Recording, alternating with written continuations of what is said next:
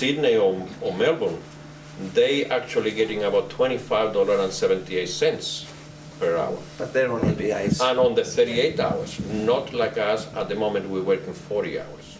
Disadvantage, like Rom said before, was that the company, basically they're not willing to pay us the 3 hours weekly of overtime that we do. Basically it's a 43-hour week before they start paying the overtime. Yep. And only after that they pay only at time and a half. Where everywhere else where there's an EBA, it's usually the first 2 hours at time and a half, and then it's double after that, and on weekends it's double. So, and you know, the work out there is not easy. I mean, some of us, like myself, I have to work inside the fuel tanks. We'll have to wear all chem suits, breathe in the apparatus, take out all the components, and we're only getting also a $600 a year allowance to work in the fuel tanks. As a way to try to make us sign up for the individual contracts, but it's not enough. It's not fair. I will explain to you a simple question what they put it to us. The explanation what they have, how is working hours salary, because we don't have wages, we have salary. Every second week we're getting paid. The deduction for them, how is hours award? Hours award is only from the metal trade. It's $621.80. That's what they call it, the award, the metal award for us. Yeah. Now from there, they including annual leave for weeks, the 17.5%, you know, loading. The overtime is calculated from that amount, so will be around $24.54 an hour. That's overtime. That's all included in the package.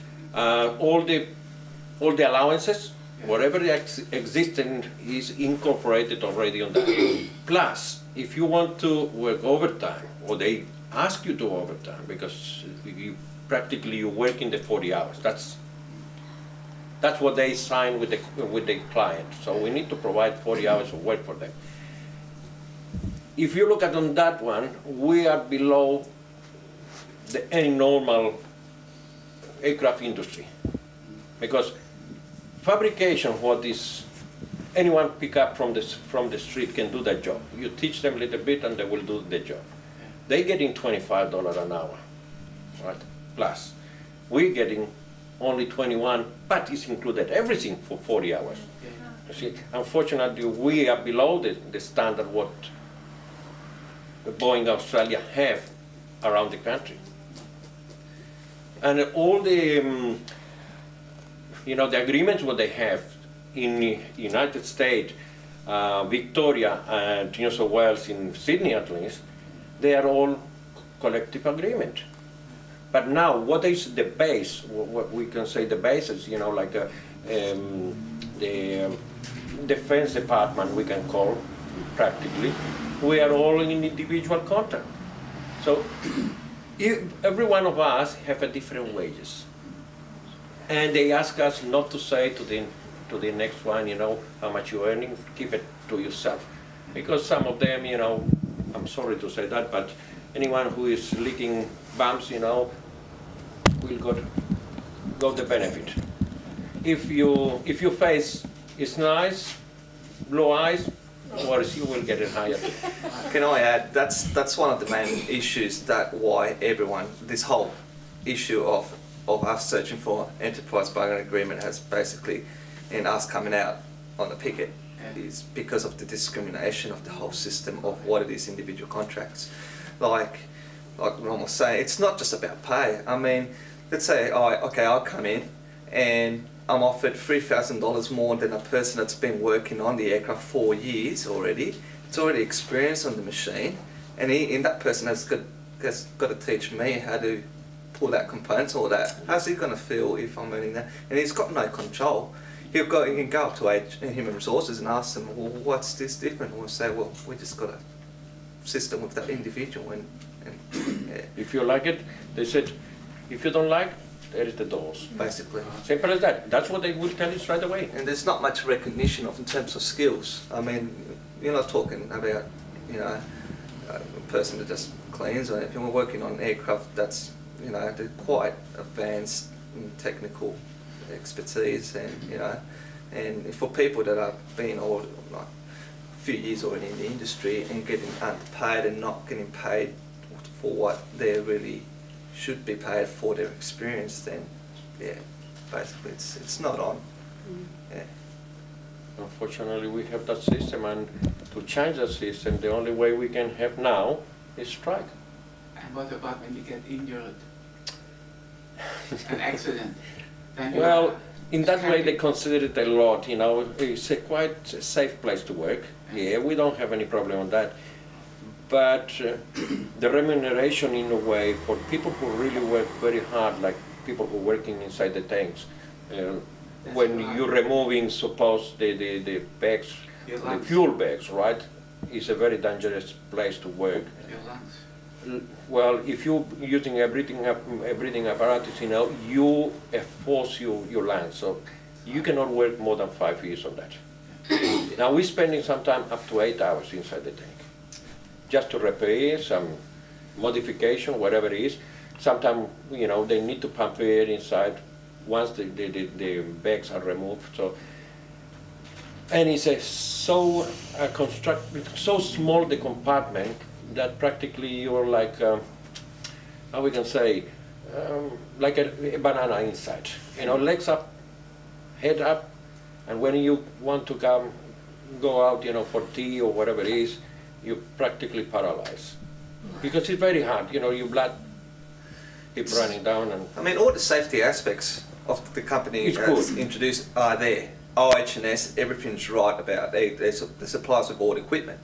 It's just the way that they pay that money and all basically skills that apply to do the jobs. Yeah.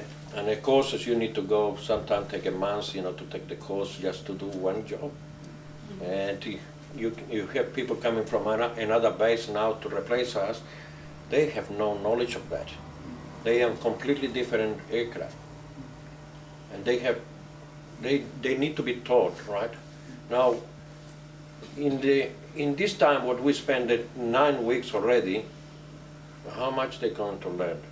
When, for us, sometimes a new person who is coming will take it at least 3 months, minimum, and they will not learn everything. It's impossible. Some of us, like myself, I've been working for 20 years on the FA-18, since they brought them here. In the place, I'm the only one who's been working for so long on that type of aircraft. The other ones are working on F-111, completely different aircraft. So before they can start working, you need to be supervised constantly, the 8 hours. That's a big difference. Unfortunately, the company is playing with safety too. That's right. Basically, in our struggle, we're basically going to stay up there one day longer. Yes. That's the argument. No matter how hard it is, they all just the morale is really high still. It will be till the end. If you go over there to the picket line and talk to any one of them, we can say the 38 of us where we started, we still 35 of us is continuing the full way. Only one pull out from the union, only one. But because that's involved 10 apprentices and 14 contractors. And the contractors are not part of the companies, they're only coming for temporary. They're on Yeah. They're on So 68 employed. includes contractors. 72, because we have four bosses too, you know, that's, we can call them steel workers. Bosses support them? Well, you know, I mean, the leading hands, what we call. Oh, yeah. So we still counting them as a workers. I think the situation of most of the guys that are in there, basically they have a background where they've been involved in the industry where they've had problems because they're mostly ex-Air Force. Ex-Rafis, yes. So therefore, they're not really like to get involved with union or any issues like that. So basically, it's more like trying to side up with the bosses and be good and all that, and you Well, know, because the bosses are ex-Rafis. as well. So can you imagine if it's you know, they know each other, they practically neighbors, you know, some of And the there's, cases. So there's this kind of sentiment of probably more Americanism in the company more than Yeah. Australian. You know, I mean, you're talking about an American company which is alien here in Australia, and the government's pretty much given them an opportunity to do the upgrade and the development of Australia's frontline defence aircraft, and it's basically employed all Australian personnel, like, I mean, skilled labour, and they're not really doing anything to keep up with. practically, with they're the good- treating us as a second-class citizen, Yeah. simple as that. What about the Hawker de Havilland people? They Hawker were de- taken over by Boeing. Boeing Australia. Okay, they have it on Boeing Australia. And they still Oh, belong okay. to the same company? Orchid de Havilland is basically a subsidiary, but it's a company that's owned by Boeing Australia. So, and they got an EBA. So how much support from other Boeing workers have you got around the country? Oh, from Melbourne and and from Sydney, we have a lot of support. Yes, even financially, and they cannot take action because the law doesn't accept a secondary boycott, what we call, right? Simple as that. They tied up our hands, but because we have different unions also, you know, the metal workers union, they are 100% supporting us, and they putting all these emails, you know, to the company protesting why we've been treated as a second-class citizen and they are in the better condition than us, and we are more highly qualified than them. So we have, we can say, 80% of the support from the other places. We cannot say 100%; it's impossible. Yeah. So what Well, sort of... can I just get an indication? Like, do people want to have discussion about the Boeing dispute now, and then we people like us who may or may not be in other unions, for instance, students or other workers or... Financially, we are getting quite all right at the moment. They are helping from all over the country. It's getting help, and basically the other thing is getting the what we're fighting for out there in Australia through Is- media, basically. Yes, that's trying to what- get it on a national level. We've been trying. I mean, people have come up. I mean, members from Parliament and union officials and all that, and even just the community.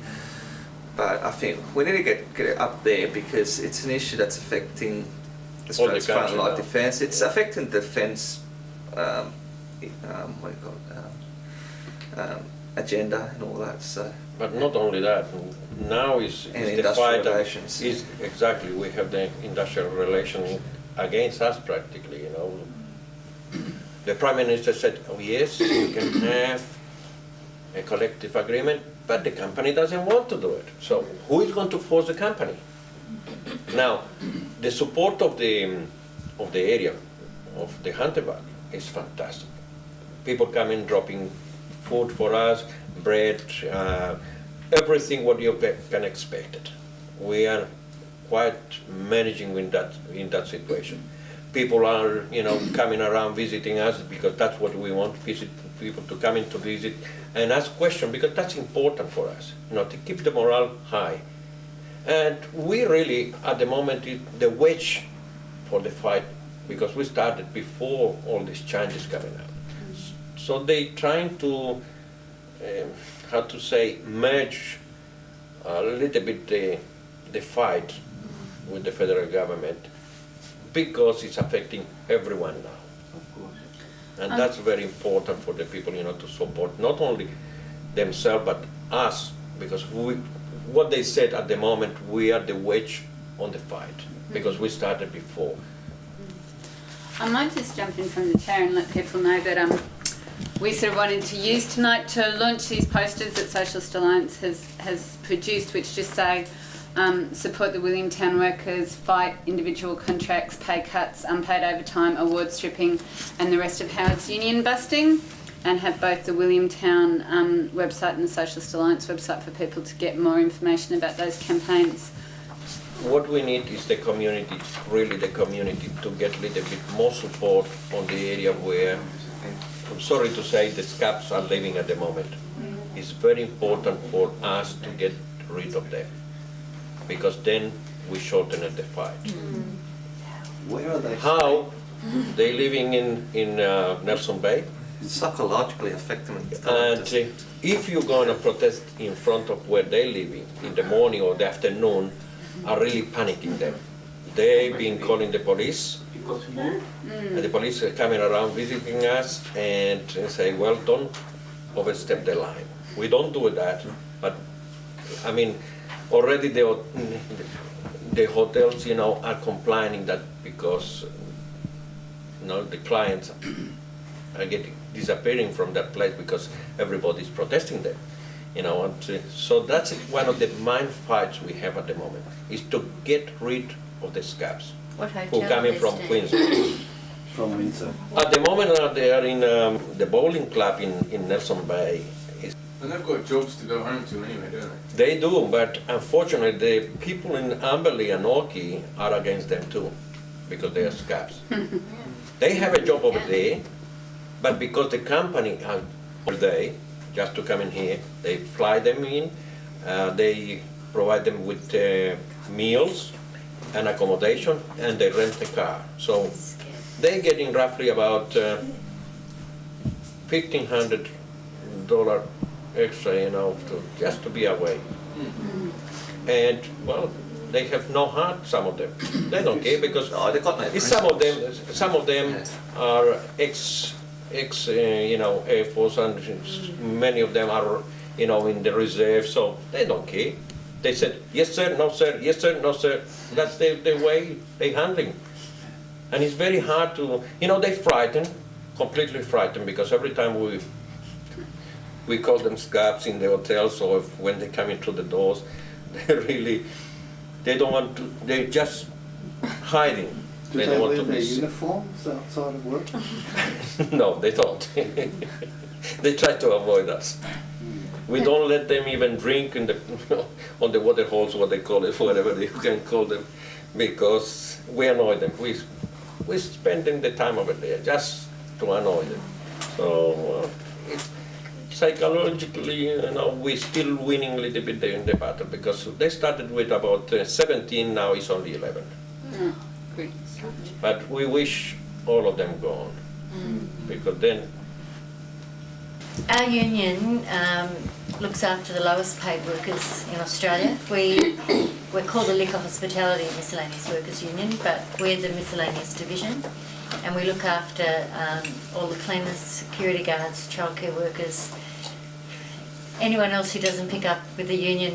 Our union will pick them up. So we're the union that actually backs the state wage and federal wage cases, the national wage cases. We trot out all the witnesses in regards to those cases and put some poor worker up on the stand to say, you know, how little they earn every week in regards to the minimum wage, and why they should have a better wage system and more wages, of course, each week. Now, we've been successful. We, of course, always ask for more than we end up getting from the Industrial Relations Commission. In the last 2 years, we've asked for $30 and $28 a week. The ACTU has at times tried to ask us to ask for less, because they say that, you know, asking for more makes it controversial, and we're likely to get less.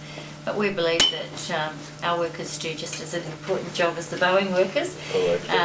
The Boeing workers have skills, but so do our members, and the country couldn't operate without cleaners and security guards and childcare workers. Let me tell you, it would close down really quickly if you didn't have those people outside doing that work. So we continue to ask for more, and we have been successful in getting $19 and $17 a week. And I must say that at least with Labor in the state, they've flowed those on immediately to the state wage case without us having to go to the industrial relations in the state to fight that. Now, under Howard's laws, our members will face the Fair Pay Tribunal or Commission that Howard is talking about. And if you have a look, he says he bases it on the British system, Well, in the British system, over the last 8 years, workers have gained 40 cents an hour, equivalent in Australia, to Australian money. So we're up for it. We're up for a battle for our workers under the minimum wage. Kevin Andrews came out and said that workers in the last 2 years have been paid on the minimum wage $70 too much. So you tell a childcare worker or a cleaner who takes home the minimum wage that that's enough to live on in this day and age. Well, it's not, and we'll be out there fighting that and trying to keep a fair wage for our members. We're working in concert, of course, with the ACTU. We're an affiliate of the ACTU. We've had discussions about how do we actually win this war, because it is a war and it's not going to be easily won. And we talked about whether we should do it in the traditional way that unions have done things for a long time. I mean, if you remember, not so long ago we had the March on Canberra, where we knocked down the doors of Parliament House, and it didn't do us any good as a union movement, I might say. And we're talking about, no, I mean, we never expected it to do us any good with our government, but it didn't do us any good in the community. We have to, in this fight, actually win people's hearts and minds. We have to win the community and bring the community with us. And we have to win the churches and the broader community groups. And we've started doing that. We've got our members now telling us what groups they are members of. And you'd be surprised, they're members of a very diverse range of groups right across the spectrum. And they are now going out. We're training our delegates and our activists to go out and speak to those networks, because if we can bring them along with us, we will win the fight, because the fight is about getting rid of Howard. We're not going to stop that industrial relations legislation going through in some form. We may be able to modify that by lobbying the backbenchers and lobbying the National Party and have some modifications made to that, but we won't stop it in some form of going through. So we have to have a look at this in the long term, and we have to get rid of this government at the next election. At our last National Council, we had a discussion about affiliation to the Labor Party and what our members actually want us to be affiliated to or not be affiliated to, and about making, if we are to be affiliated to the Labor Party, making the Labor Party accountable back to our members. And so we have now started also a campaign, because our members did vote to stay affiliated to the Labor Party, but we've also got a strategy there now to go back to all of the members who have been elected, the federal members who've been elected to Labor, and we've got a strategy in each state to go back to those members and put questions to them from our membership, the federal Labor Party members, with questions about what they actually see as important for our members for the next election, where they stand on the industrial relations policy. And I got an email, that's why I was a bit late actually, I was just clearing my emails before I came from the office.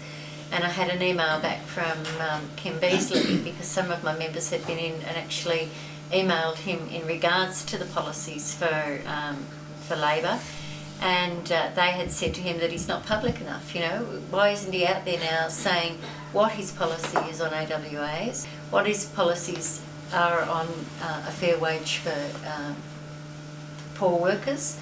And so we're waiting now for an answer back to that. So, but this is the first time that our members have actually been involved in a strategy like that, and we're trying to politicise them to the point where we're not saying to them that this party is better than the other party, but to actually politicise them to the people who are elected to represent them about what they intend to do in the future, to actually make sure that the things that our members are concerned about, come to the fore.